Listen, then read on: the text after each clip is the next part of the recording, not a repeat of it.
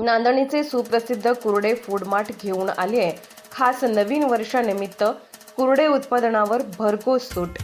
1 जानेवारी ते 26 जानेवारी पर्यंत खास 20% सूट। मिल्क प्रोडक्ट्स, बेकरी प्रोडक्ट्स, नमकीन, स्वीट्स, केक, फास्ट फूड व नाश्ता आणखीन भरपूर काही। तर वाट कसली पाहताय? एक वेळ अवश्य भेट द्या। आमचा पत्ता हॉटेल नटराज शेजारी, Kolhapur road, Jaysingpur road, ND Patil petrol पंपासमोर, नांदणी। Mobile number 72 63 89 99 97, 72 63 89 99 98। आपण पाहत आहात RK न्यूज, बातमी तुमची, आवाज आमचा।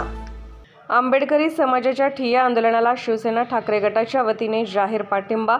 सिद्धार्थ जाधव यांनी आंदोलनकर्त्यांची घेतली भेट। अनुसूचित जाती व नवबौद्ध घटकांच्या वस्त्यांचा विकास करणे या योजनेतून शासन निर्णय डावलून बेकायदेशीर व मनमानीपणाने मंजुरी दिलेल्या वस्त्यांच्या कामाची चौकशी करावी व वंचित वस्त्यांना शासन निर्णयाप्रमाणे अनुदान देण्यात यावे, याकरिता आंबेडकरी समाजाच्या ठिय्या आंदोलनाला शिवसेना ठाकरे गटाच्या वतीने जाहीर पाठिंबा।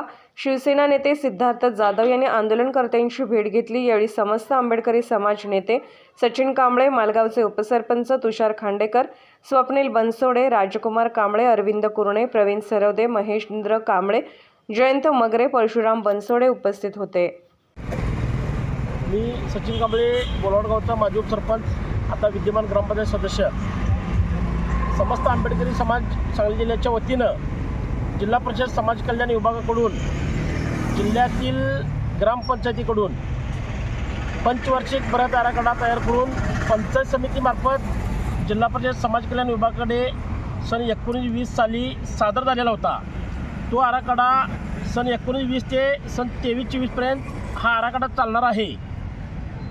जिल्हा परिषदेच्या समाज कल्याण विभागाने या ठिकाणी लोकसंख्येच्या निकषानुसार त्या वस्त्यांना अनुदान देणे गरजेचं असताना समाज कल्याण विभागाच्या समितीने या ठिकाणी शासन निर्णय डावलून जिल्ह्यातील पालकमंत्री, आमदार, खासदार यांच्या शिफारशी घेऊन या ठिकाणी बेकायदेशीररित्या आणि मनमानीपणाने जो निधी दिलेला आहे त्या कामांची चौकशी होणं गरजेचं आहे।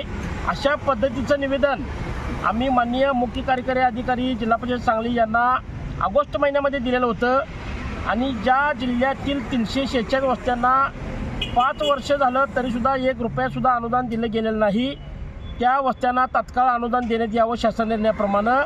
आणि ज्या वस्त्यांना बेकायदेशीररित्या निधीचं वाटप केलेलं आहे लोकप्रतिनिधीच्या शिफारशी घेऊन त्याची चौकशी करावी, अशा पद्धतीची मागणी आम्ही माननीय मुख्य कार्यकारी अधिकारी, माननीय जिल्हाधिकारी, माननीय विभागीय आयुक्त आणि माननीय समाज कल्याण आयुक्त पुणे यांच्याकडे केलेली असतानासुद्धा या गंभीर गोष्टीची प्रशासनानं दखल घेतली नसल्यामुळं दिनांक 16/1/2024 पासून या ठिकाणी जिल्हा परिषद कार्यालयासमोर समस्त आंबेडकरी समाजाच्या वतीनं बेमुदत ठिय्या आंदोलन या ठिकाणी आपण चालू केलेलं आहे।